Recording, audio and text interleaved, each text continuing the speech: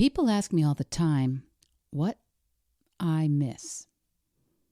What do I miss being a practicing vegan now for 6 years? Is there anything, they wonder, that I miss?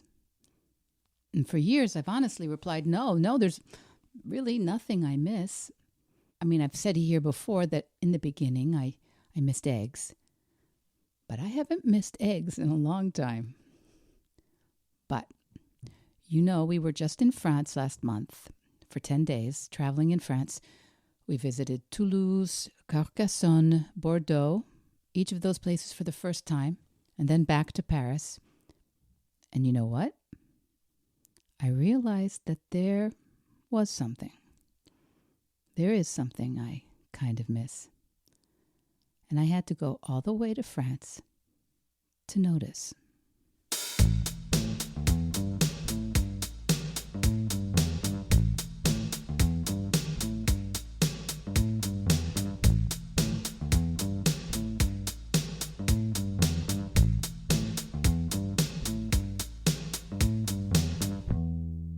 Hello, Vedge Heads and Vedge Your Besties. Welcome back. Welcome back to Vedge Your Best, the plant-based podcast. My name is Michele Olander. I'm a certified life coach, a practicing vegan, and I'm here every week encouraging you to eat more plants and challenge yourself to set an impossible goal, one that really gets you excited about your life. And here we are at episode 61. I'm back. I'm back. The gift of travel, they say, is not seeing new lands, but returning home to see your own land with new eyes. And that's been happening to me since we came home. I told you last week that I would talk a little about our trip to France last month. And if you follow me, if you follow Vedge Your Best on Instagram, you may have seen me post a little bit about it because traveling in France with my husband after many, many months of being home, being in a routine, shopping at the same stores, cooking the same things, getting takeout, or more recently, going to dinner at the same 4 or 5 places that we've frequented for years, where the wait staff and the cooks all know what I eat and don't eat, and how I order it. Well, after many, many months where most weeks were looking pretty much the same as the week before it, traveling in France, going to new cities in a language I'm not fluent in, traveling on unfamiliar trains with new COVID regulations in place, it was a pretty big change of pace.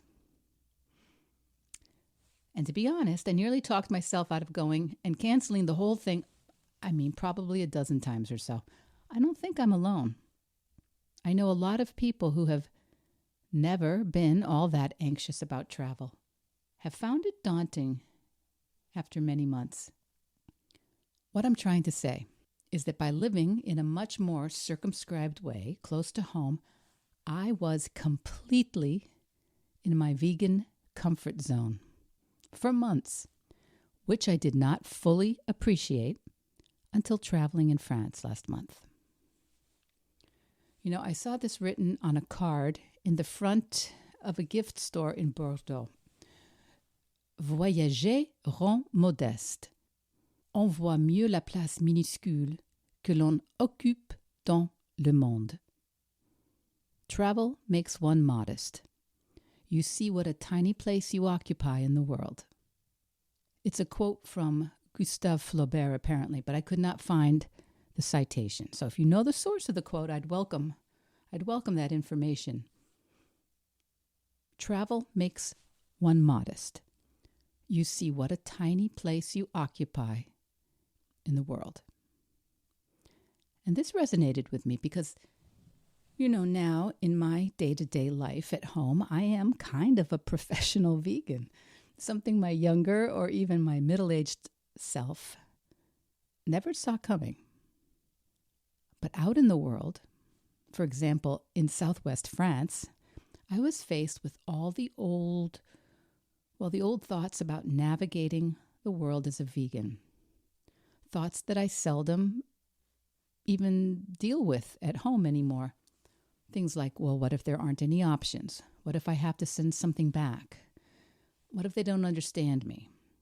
What if they're annoyed or worse? What if I have to explain over and over again and they don't get it? What if my husband's having an awful time and he's sick of this? Or what if my husband wants to try 4 more places? I'd rather just sit down and have a glass of wine and a salad than look anywhere else. And at home, in the event that I run into a problem, and it does occasionally happen, I know the geography. I know the other options. I know what time things close, what's nearby, what's not worth trying, what's in the fridge at home. When you're traveling in a strange city, not the same. Even if you don't have very specific requests or needs, you feel a little less powerful, I think. You feel a little more dependent on the proverbial kindness of strangers. What do you think? Was that just me? Well, anyway, one of the things that happened over and over was that I would introduce myself before sitting down at a restaurant or lunch place and say, listen, I'm vegan. And before they sat me, could they let me know if there was something on the menu that they might recommend? And typically, I got one of 2 reactions. Either no problem, whether there was going to be a problem or not. That did not actually mean that there was going to be anything on the menu that would work, but that was one of the reactions. No problem. Or often this kind of confused look of complete incomprehension, like, of course not. What would you even eat? You're in the land of duck fat, foie gras, and cheese. This also did not always indicate that it was going to be impossible to get a vegan meal there. And honestly, this happens in the U.S. as well. It has happened to me, well, at all kinds of places. But when you are traveling and jet lagged and not feeling very confident in your ability to communicate nuances in French, well, it all comes down to a level of asking for what you want and how you feel about it. We've talked about that here on the podcast before. It's one of the main things I help my clients with. And listen, it's not just an issue in terms of limiting or eliminating the consumption of animal products. Asking for what you want, a lot of us have been socialized to be very uncomfortable about asking for what we want. And that is not universal, perhaps. Maybe it's more in my culture, my demographic, my age range. I don't really think so, but maybe. And I'm not saying that it's been done to us by an intentional, malevolent culture, but I would say it's more an issue of expedience, right? It's crowd control. If we know all the rules, we can all get along. We can get moving and not complicate every single human interchange throughout the day. When we agree on these unspoken rules and contracts.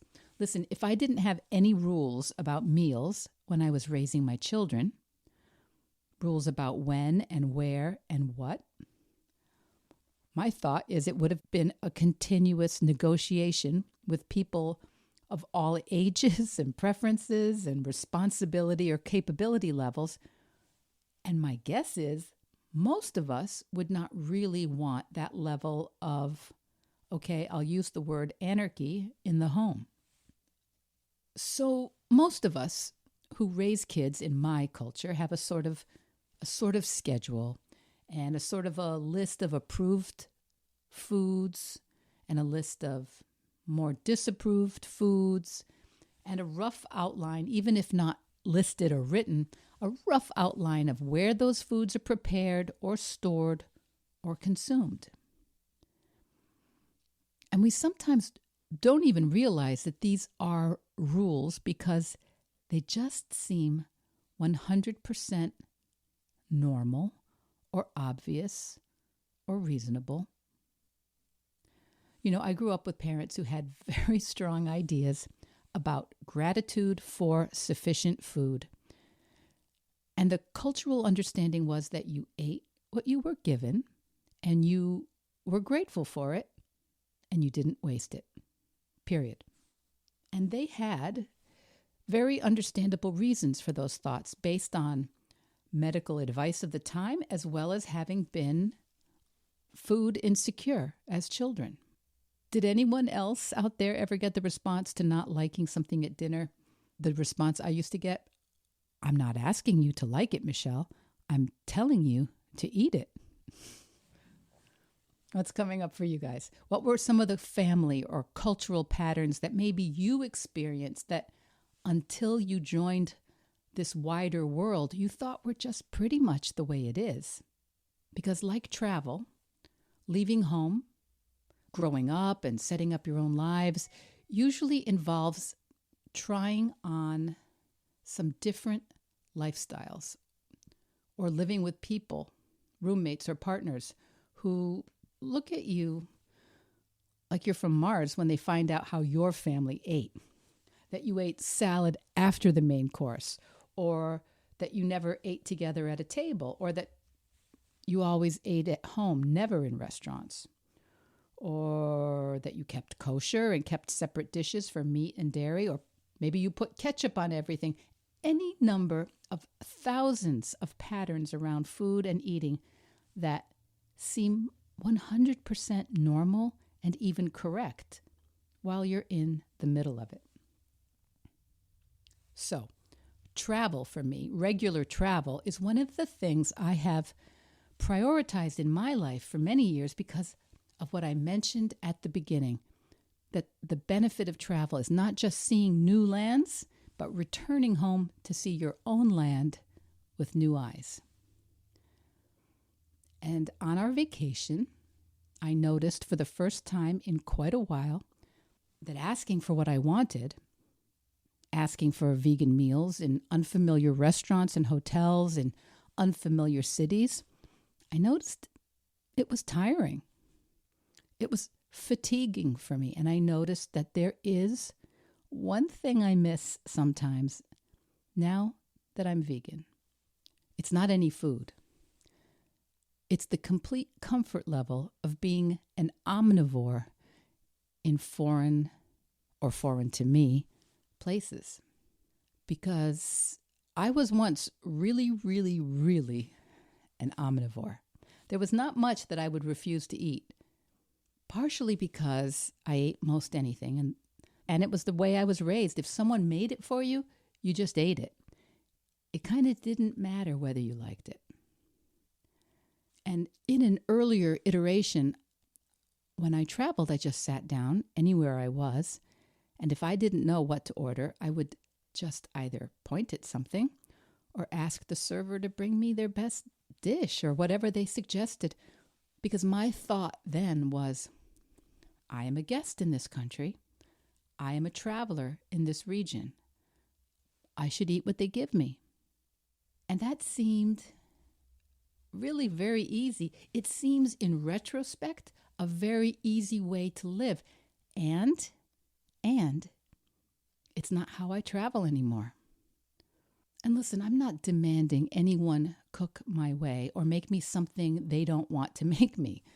When I go into an unfamiliar restaurant, whether it is in the US or France or anywhere else, I am hoping to just simply communicate what it is I'm looking for, what it is that I want, and they, of course, have the right to look at me and shake their head and look bewildered or annoyed and say, no eggs?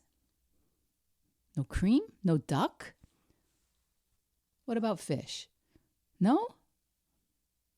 And a part of me, because of the way I was raised, gets uncomfortable. Because a part of me that was very practiced for many years thinks I should just sit down and eat what they bring me. And I have to coach myself. I have to remember that that's not what I do. I don't eat eggs or fish or meat or dairy. I don't eat animals or their parts. And that's not disrespect. It's not disrespect of anyone or anyone's culture. That is respect for me and my beliefs as I understand them now. And it has helped me feel a little more viscerally what I know intellectually about my clients who are having a hard time with this. Clients who are having a hard time limiting or eliminating the consumption of animal products. You know, we are all walking around with thoughts that are very, very practiced. And when thoughts get practiced, they almost become invisible. And one of them is the right way to eat. Most of us have gone through periods of our lives where those thoughts were very practiced. What's the right way to fuel yourself? What's the right way to behave in other homes around food? What's the right way to eat when traveling? Or to eat as a sophisticated or well-traveled person? We'll talk maybe next week or the week after about the way animal flesh and parts have been coded in our culture as luxury, as sophisticated, as objects of beauty for culturally sensitive, educated people to appreciate or to aspire to. So my point is that if you're finding it hard, or as in my case, not so much hard as fatiguing to ask for what you want, this is really an interesting opportunity to evaluate what's going on. And maybe you don't find it hard to ask for vegan options at all. Or maybe that's not where you are right now. Maybe you find it hard to ask for your money back when you've bought something that doesn't work the way you expected, or to ask for a raise. Maybe you find it fatiguing to deal with groups of people, or you find it difficult to ask men to listen to your ideas at work if you're a woman. Or if you're a man, asking for time off or family leave to spend with your new child or an ill partner. Or maybe you find it hard to ask your employees to up-level their attention or their productivity. All of us, dare I say all of us struggle in some area to ask for what we want. And the reason is always our thoughts. Did I surprise you, or have you heard this here before? The reason is always our thoughts, but only 100% of the time. Listen, there's a thought that you might be misunderstood, and there's a thought you might make someone mad, or look unattractive, or seem greedy, or appear uneducated, or culturally insensitive. Maybe there are others. What is it you want? What is it you really, really want?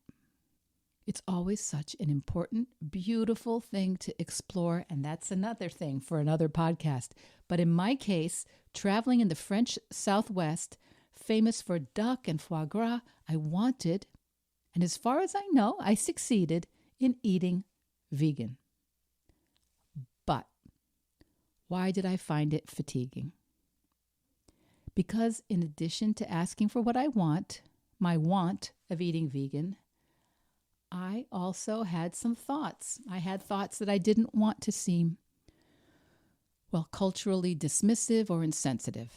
I didn't want to be rude or misunderstood.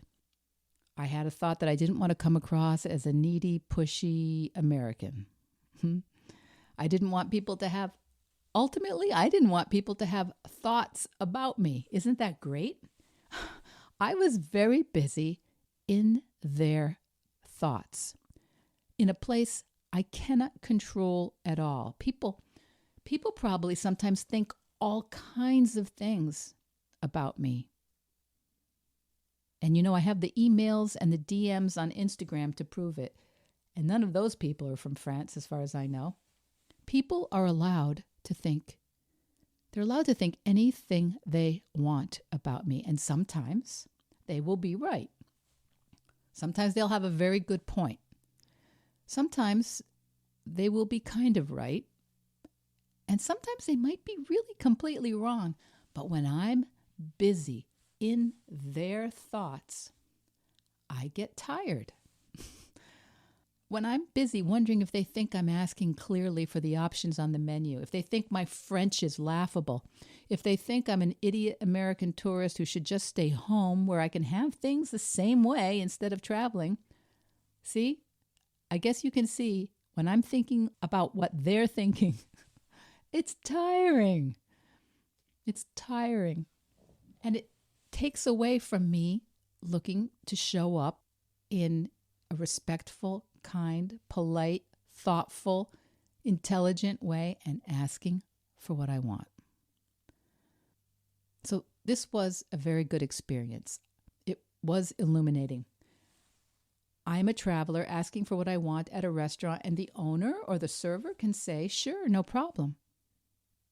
Or they can say, nope, we don't have that here. That is very drama-free. That's not tiring at all. And here, before I wrap this part up, I have one more thing to say. And listen, I posted about this on Instagram. You should follow Vedge Your Best on Instagram. And I think this is kind of an important point.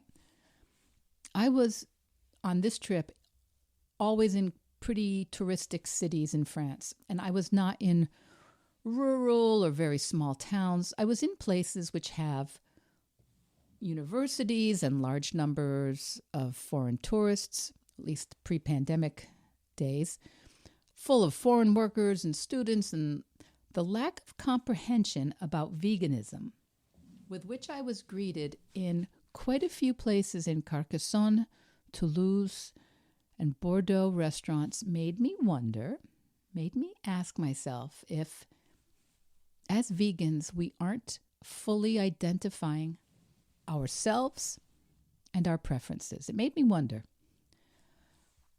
It made me wonder if it's possible that some of us go in and try to stealthily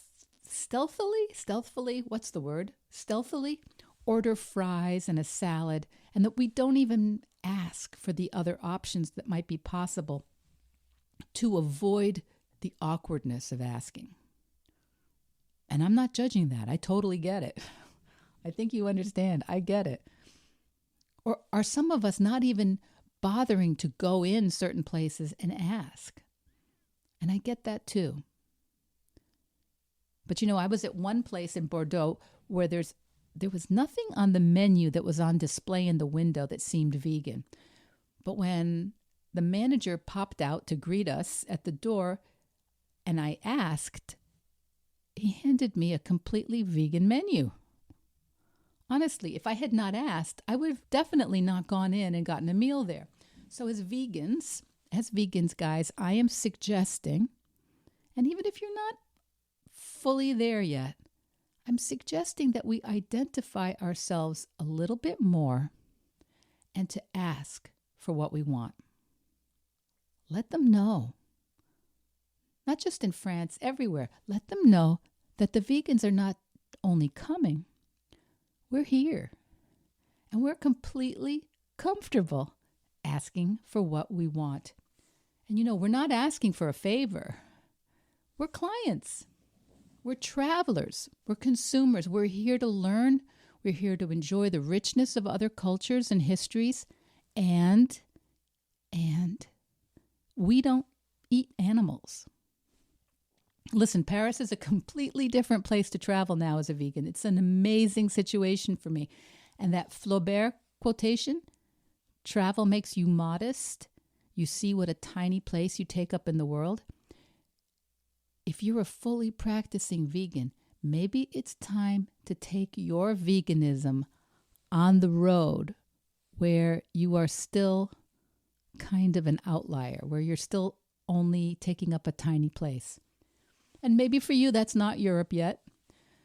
Maybe it's not Asia or South America, but maybe Kansas City or Fort Wayne, Indiana, or rural Alabama or Alaska, or in the town down the highway near you where you are pretty damn sure there are no places to eat vegan.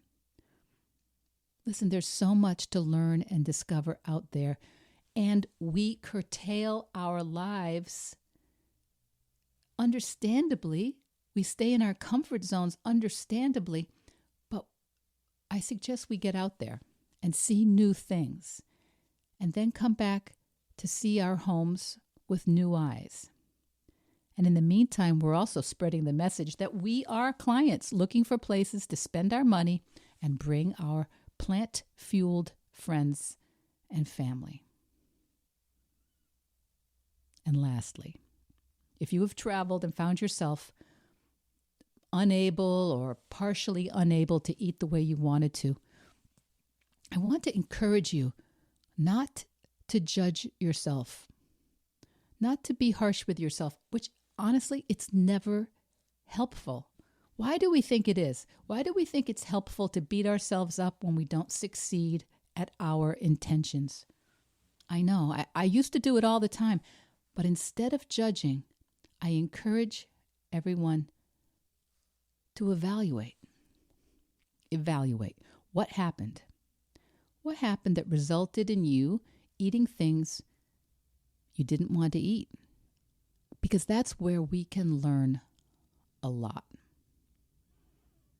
You know, in coach training, we're encouraged to make a list of how things go each week. What went well? What didn't go well? And what would I do differently? Now that's helpful. That's feedback. That's information that can be used. What went well? What didn't go well? And what would I or could I do differently? Okay, Veg Heads, Veg Your Besties, that's enough for today. Stop it. No more. Wait, one more thing. One more thing. It's November. November is World Vegan Month. World Vegan Month. Again? Is it November again? Okay. If there's someone you know who's struggling with limiting or eliminating the consumption of animal products, I want to help. And if it's you, I want to help you. The end of the year is honestly, it's the most valuable time of the year, in my opinion, to start a vegan challenge. Do you want to take on a vegan challenge? 5 days? 7 days? A 30-day vegan challenge? How about 60 non-consecutive days? I have a lot of ideas for you. So make an appointment. Email me, DM me. The links are all in the show notes. Veg Heads, in the meantime, travel with your vegan message, your vegan questions, near or far. Let them know we're here. Veg Your Best podcast production, music, and editing by Charlie Weinshank. Thanks, Charlie. Before you go, it would mean so much to me and the Veg Your Best team if you would hit subscribe, leave us a 5-star review, or share with someone you think might be interested. Something about algorithms, it helps bump us up a little in the rankings, and that's the best way to help others find the podcast and for us to find our audience. So, until next week, make it easy and veg your best.